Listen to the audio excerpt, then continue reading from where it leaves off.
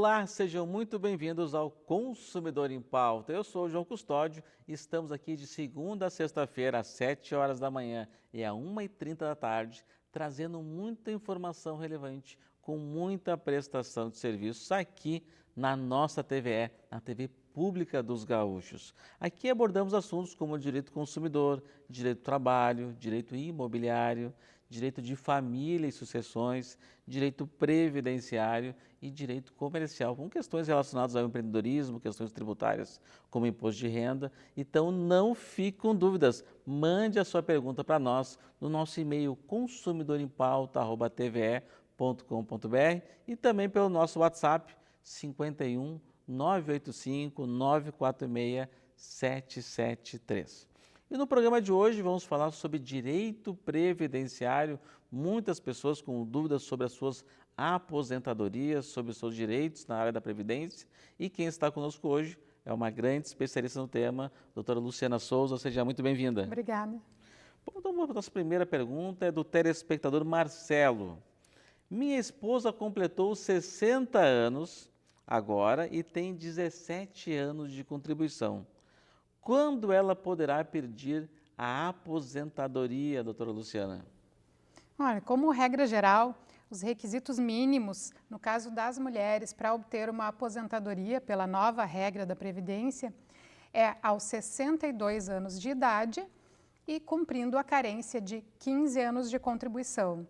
Então, no caso dela, tendo já a carência cumprida, porque já tem 17 anos de contribuição, basta completar a idade mínima de 62 anos. Então está pertinho, então. Está pertinho. Agora, se ela parar de contribuir, ela vai ter algum prejuízo na sua aposentadoria? Falta 2 anos, nesses dois anos ela não vai trabalhar e não vai contribuir. Ela perderia alguma coisa nesse sentido? Ela não perderia o direito à aposentadoria. Ela não precisa estar contribuindo para depois poder requerer uma aposentadoria, seja por idade ou por tempo de contribuição.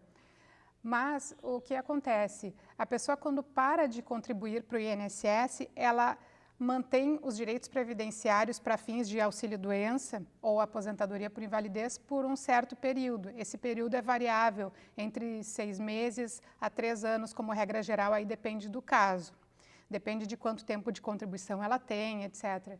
Então, se ela quiser manter todos os direitos previdenciários, porque assim ninguém está livre de ficar doente ou sofrer um acidente, então é importante que ela faça pelo menos uma contribuição a cada 6 meses. Assim vai se mantendo como segurada do INSS. Mas se ela parar de contribuir, não vai prejudicar aquela aposentadoria que ela vai poder buscar aos 62 anos. Ela teria algum prejuízo na média? A média vai depender do valor que ela está contribuindo hoje e quanto ela contribuiu ao longo da vida. Então, se ela contribuiu sempre sobre o salário mínimo, não vai mudar nada no valor do benefício. Se ela tem contribuições altas, vamos supor que ela contribuiu 17 anos pelo teto. Vamos supor, se ela baixar o valor dessas contribuições, a média vai acabar sendo reduzida. Mas tem um detalhezinho, uma das poucas regras que foi vantajosa na reforma da Previdência... Uma das poucas? É a possibilidade de excluir aqueles meses que são desvantajosos para o cálculo. Então, só que sempre mantendo a carência mínima. Então, aquela pessoa que vai se aposentar e já tem tempo sobrando, pode descartar os meses com os menores salários para não prejudicar a sua média. Muito bem. Bom, temos agora a pergunta da telespectadora Catarina. Uma pessoa, para pedir o LOAS, precisa ter contribuído para o INSS, doutora Luciana? Não, não precisa. O LOAS não é um benefício previdenciário, é um benefício assistencial. Então, ele não depende de contribuições previdenciárias. Depende do cumprimento de outros requisitos previstos em lei. Então, o primeiro requisito seria ou se tratar de pessoa com mais de 65 anos ou uma pessoa com deficiência. E o segundo requisito é a renda familiar. Então, eles vão olhar toda a renda da família, vão somar os salários e aposentadorias e rendimentos de todo aquele núcleo familiar e dividir pelo número de pessoas e ver quanto dá por pessoa. O parâmetro previsto em lei é de 1/4 de salário mínimo per capita, Mas na jurisprudência é possível flexibilizar um pouco esse critério se tiver comprovação da extrema necessidade. Muito bem. Bom, agora temos a pergunta da Jussara. Existe alguma situação em que a aposentadoria é concedida pelo valor integral do salário recebido? Eu também quero saber essa pergunta, tenho dúvidas em relação a isso. Depende muito do cálculo. Existem algumas hipóteses em que há essa possibilidade, então eu vou citar aqui algumas. Normalmente, quando se fala em integralidade, a pessoa pode pensar em duas coisas. Integralidade seria o quê? Seria 100% da sua média? Ou seria o valor do último salário recebido? Tem dúvida nessa questão. Né? Mas o desejo, eu penso que a pessoa que está pensando, que fez a pergunta aqui, é 100% do salário que estava recebendo, né? Bom, pode até acontecer, vai depender do cálculo. Então, essa regra existia antigamente para os servidores públicos e hoje não tem mais mesmo. Ainda se tem essa cultura, as pessoas acham que todo servidor público vai receber a integralidade e não é bem assim. Só aqueles que ingressaram no serviço público até o ano de 2003 e que cumprirem todas as regras de transição. Esses sim poderão ter a integralidade e paridade. Essa é uma situação. No caso do INSS, como funciona?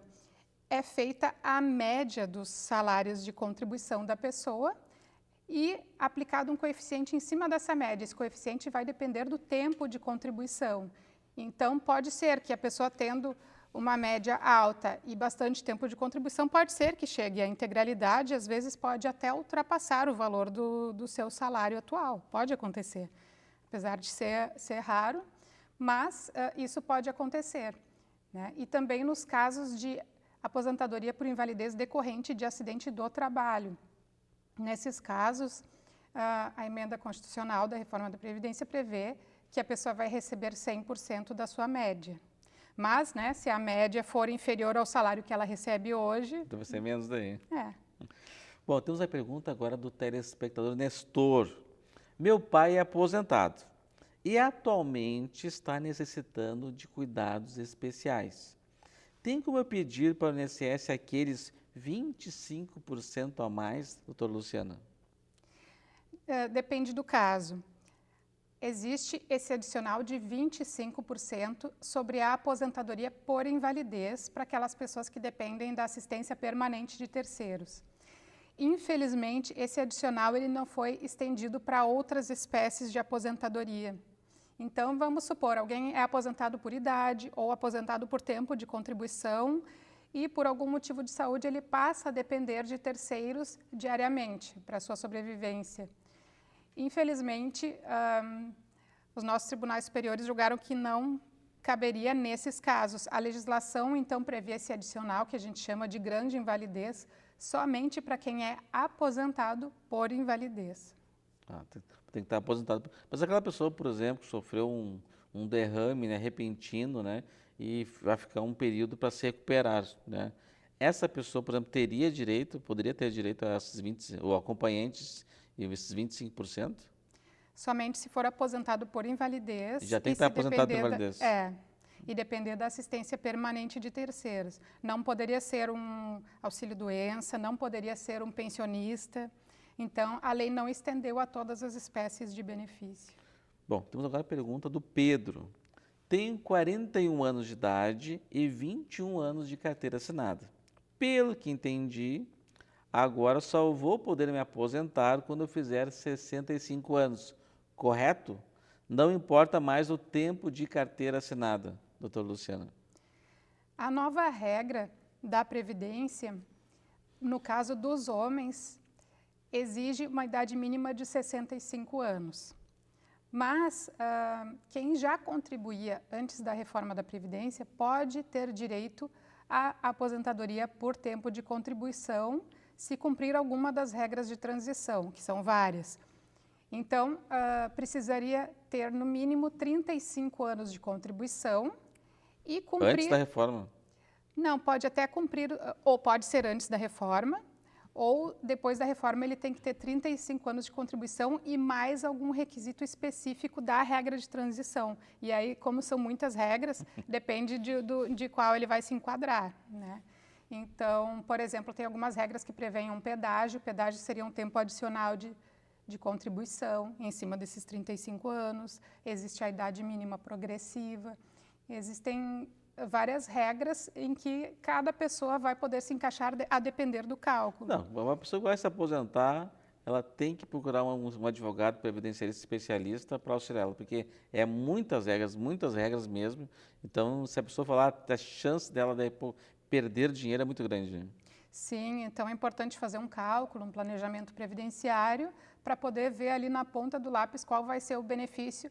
Primeiro, o benefício que ele vai alcançar os requisitos primeiro, e também qual vai ser o benefício mais vantajoso, aquele que vai trazer a melhor renda, aí sim podendo tomar a sua decisão. Tem aqui a pergunta agora da Esther. Tenho 62 anos de idade e mais de 20 anos de contribuição. Sei que já posso me aposentar, mas a minha dúvida é se vai demorar muito para ser concedido o benefício, doutor Luciano. Isso é dúvida de muita gente também. É uma dúvida muito comum e é difícil a gente responder porque varia bastante o tempo de análise de um benefício pelo INSS. Hoje em dia, como existe o robô, ele tanto pode ser favorável quanto desfavorável. O robô, muitas vezes, ele chega até a indeferir pedidos que são legítimos, porque a análise é feita ali pelo computador. Mas, em outros casos, se, por exemplo, todas as contribuições já estiverem no CNIS, então é possível até que ele conceda automaticamente. Mas, então, por isso que é difícil dar essa resposta de quanto tempo vai levar. Tem uma média? Existe uma média? Normalmente, nos casos de aposentadoria por idade, não costuma demorar, tá? Não costuma demorar. No máximo, pode precisar da análise de um servidor para verificar ali as carteiras de trabalho, as contribuições. Em poucos meses já é concedido, né? Então, como seria um caso de aposentadoria por idade, a tendência é que não demore. Pouco tempo, o que é pouco tempo, né? Que para mim pouco tempo pode ser 30 dias, né? Pouco tempo para a judiciária, para a Previdência é 6 meses. Tem casos que levam um mês, tem casos que levam 2 meses, porém, se houver um indeferimento e a pessoa tiver que entrar na justiça para buscar o seu direito, aí vai demorar muito mais. Bom, ótimos esclarecimentos até aqui, mas vamos ter que fazer um intervalo, é bem rapidinho, já voltamos.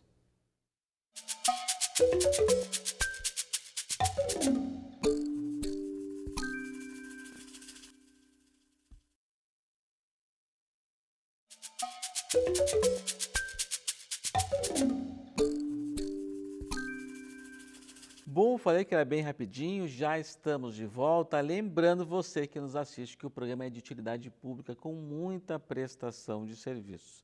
Então, se você tem dúvidas relacionadas a direito do consumidor, direito do trabalho, direito imobiliário, direito de família e sucessões, direito previdenciário, direito comercial, não fique com dúvidas, mande a sua pergunta para nós no nosso e-mail consumidorimpauta@tve.com.br e também pelo nosso WhatsApp. Já aproveita, já salva no seu aparelho aí no seu celular, na sua agenda, o número é 51 985 946 773.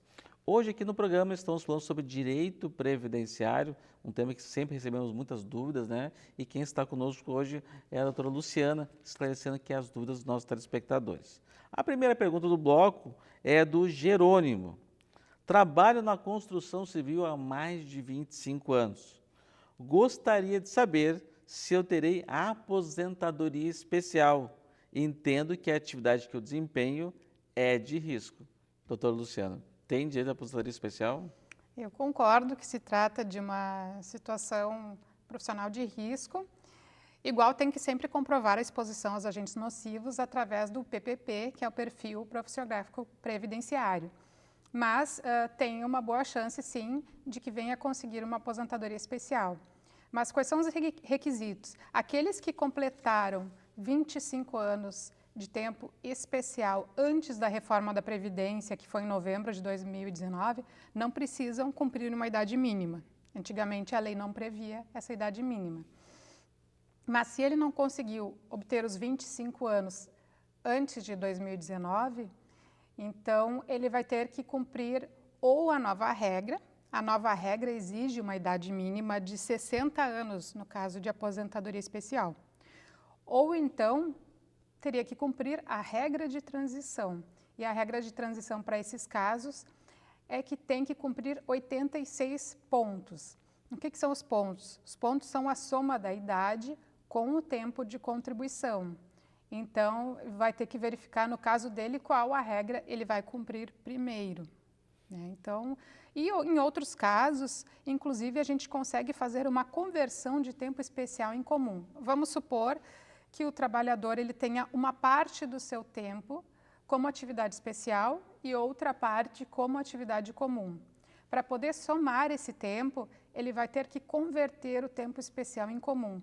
Mas essa conversão só é possível de ser feita para o tempo trabalhado antes da reforma da Previdência. Antes de 2019. Antes de 2019. Se foi depois, não converte. É. Não, é bem. Mas na construção civil é bem fácil ou é um processo para te comprovar essa aposentadoria especial? Porque é um número bem grande de trabalhadores nessa área, né? E eu não sei se o INSS realmente facilmente dá esse benefício para esses trabalhadores. A aposentadoria especial sempre é difícil de ser concedida na via administrativa. Então, Mas independente da área ou especificamente na área da construção civil? Independente da área. Independente da área. Na maioria dos casos, é necessário ingressar com uma ação judicial para obter essa aposentadoria. O INSS não é muito favorável ao enquadramento de tempo especial, sempre tem algum empecilho e muitas vezes a gente consegue derrubar esses empecilhos no judiciário. O tempo especial na construção civil era mais facilmente reconhecido até 1995, porque a forma de comprovação naquela época era diferente. Então, normalmente, os períodos trabalhados até 95 são mais fáceis de comprovar e depois de 95 são um pouco mais difíceis. Dependem desses formulários previdenciários, vai depender, por exemplo, do nível de ruído que constar no formulário, vai depender dos agentes químicos que constarem, então, certamente ele vai ter contato com cimento. Ruído, qualquer pessoa que já teve uma obra ao lado da sua casa sabe. A questão do barulho, né? Sabe que o barulho é alto, que tem ruído, então é necessário comprovar a exposição a esses agentes nocivos. Mas então, assim, até aqueles casos em que a profissão geralmente já é de risco mesmo, ou todo mundo já sabe que tem, por exemplo, um trabalhador que trabalha com combustíveis, né? Que já tem essa alta exposição ao cheiro, ao contato, né? Também tem que entrar em via judicial também. Um minerador que trabalha com mineração, que tem lá também um risco alto, também vai ter que entrar com processo judicial para comprovar isso? Em muitos casos, sim, ou pelo menos ingressar com algum recurso administrativo, é o mais comum que a gente vê. E o recurso administrativo ele também acaba demorando, assim como uma ação judicial, porque hoje em dia não existe mais o enquadramento por categoria profissional. Facilitaria muito se existisse, né? Porque tem categorias profissionais que a gente sabe que vão ter contato com agentes nocivos, mas hoje, como não existe mais no Brasil essa possibilidade de enquadramento por categoria, então isso que dificulta muito. Bom, temos agora a pergunta da Regiane. Meu pai era aposentado e faleceu dia 20 do mês passado. Nossos sentimentos, Regiane. Gostaria de saber o que eu preciso fazer para receber os 20 dias de aposentadoria dele, doutor Luciano.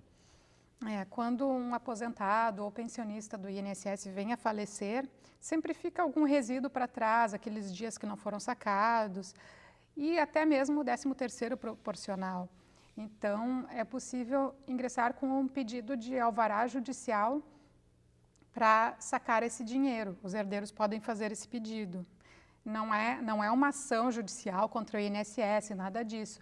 É só um procedimento realmente para o juiz fornecer um alvará para que aquela pessoa que é herdeira possa sacar esse resíduo que ficou do benefício. Doutor Luciano, tem um prazo para isso? Vamos supor, a pessoa, ao contrário da senhora Regina, uma pessoa que de repente foi lembrar disso ou está assistindo um programa agora e o seu familiar faleceu já faz 3, 4 anos e lembrou lá que a pessoa deve ter um saldo lá da Previdência do seu familiar que faleceu há 3, 5 anos atrás. Tem um prazo para te solicitar esse resgate? Hein? Via de regra, a prescrição é de 5 anos para as prestações previdenciárias E, então, é importante não deixar passar tanto tempo. Mas é difícil depois de 5 anos a pessoa lembrar que ficou aquele... Qual período e tal. É, Bom, temos agora a pergunta de um telespectador anônimo. Estava recebendo o auxílio-doença há muitos anos e agora o INSS me aposentou por invalidez. Só que eu vou receber bem menos do que o valor do auxílio que eu recebi antes. Tem como eu não aceitar essa decisão do INSS, doutor Luciano? Ele olha, tinha auxílio-doença e agora se aposentou por invalidez. isso acontece e é um dos maiores absurdos dessa reforma da Previdência, que eu espero, sinceramente, que seja declarada a inconstitucionalidade pelo STF, porque eu vou explicar o que acontece. O auxílio-doença, ele é calculado em 91% do salário de benefício. Então, a pessoa faz ali a sua média, 91% é o valor do auxílio-doença. Então, digamos que a pessoa ali ficou doente de forma temporária, recebeu aquele benefício pelo INSS num valor X. Lá pelas tantas, a perícia médica do INSS entende que ele está totalmente incapacitado para o trabalho de forma definitiva e aposenta por invalidez. Aí, a forma de cálculo do benefício muda. Ela parte de 60% mais 2% a cada ano que ultrapassar a carência o período de 20 anos no caso dos homens ou 15 anos no caso das mulheres. Ou seja, em muitos casos, a pessoa acaba tendo na aposentadoria um valor inferior ao que recebia no auxílio-doença. Ela recebe menos, a situação de saúde dela é mais grave, porque ela não vai mais poder trabalhar, e recebe um valor inferior. Isso não era assim antes da reforma. Até porque também ela assumiu compromissos, né? Fez algum empréstimo consignado, fez algum outro compromisso que ela fez pensando naquele valor que ela recebia, né? Quando tem essa mudança, perde 30% ali, fica bem complicado, né? Sim, com certeza. Então, existem algumas medidas que podem ser tomadas nesse caso. Primeiro, verificar se essa aposentadoria por invalidez é decorrente de acidente do trabalho, e aí, nesse caso, sim, é devido 100%. Outra medida, verificar se essa incapacidade permanente, se a causa dela não ocorreu antes da reforma da Previdência. Digamos que a pessoa está em auxílio-doença desde 2015, só que só aposentaram esse ano. Mas se ela comprovar que já deveria estar aposentada desde antes da reforma, em 2019, ela tem direito à regra de cálculo antiga, e aí sim era 100%. É uma das hipóteses de revisão. E a outra hipótese de revisão seria a tese.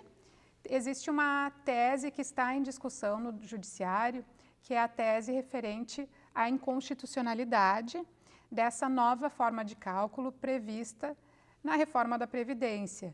Então, é uma tese que pode se tentar, já existem alguns julgados favoráveis, até da nossa turma regional de uniformização da 4ª Região, e o STF ainda não bateu martelo sobre esse assunto, então existe a chance de ganhar ou perder, mas eu espero sinceramente que seja concedida essa revisão. Então, se você passou por uma situação semelhante, né, aqui do nosso telespectador anônimo e está assistindo o programa, há ainda uma esperança para a gente poder rever isso ainda, né? Bom, temos agora a pergunta do telespectador Augusto. Tenho 65 anos de idade e sou MEI há 14 anos, MEI ou microempreendedor individual. Além disso, paguei por 7 meses como contribuinte individual. Gostaria de saber se eu posso utilizar esses 7 meses para fazer o tempo necessário para me aposentar, doutor Luciano. Sim, esse tempo de contribuinte individual, ele não perde, sempre vai ser utilizado para o cálculo da aposentadoria. E no caso das contribuições como MEI, também são computadas para todos os fins, menos para aposentadoria por tempo de contribuição. Então, no caso dele, se ele tem como objetivo uma aposentadoria por idade, todas as contribuições vão ser somadas, tanto aquelas contribuições como microempreendedor individual, quanto outras formas de contribuição. Pode ser carteira assinada, pode ser o carnê que ele pagou como autônomo. Todas essas contribuições serão, sim, somadas, ele não perde. Nesse caso, que vamos supor que tenha 14 anos como contribuição do MEI, né? Mais 7 meses como contribuinte individual, dá 14 anos e 7 meses. Para ele se aposentar, ele tem que ter os 15 anos de contribuição? Boa pergunta. Para quem começou a contribuir antes da reforma da Previdência, que foi o caso dele, então se exige 15 anos de contribuição, tanto para homens quanto para mulheres. Aquelas pessoas que se filiaram ao INSS depois da reforma da Previdência, que foi em novembro de 2019, aí vai ter uma distinção. No caso dos homens, a nova carência prevista é de 20 anos e no caso das mulheres permanece sendo 15 anos. Bom, doutora Luciana, muito obrigado pelos ótimos esclarecimentos. Agradecer nossa qualificada audiência e desejar um ótimo final de semana. Até segunda. Tchau, tchau.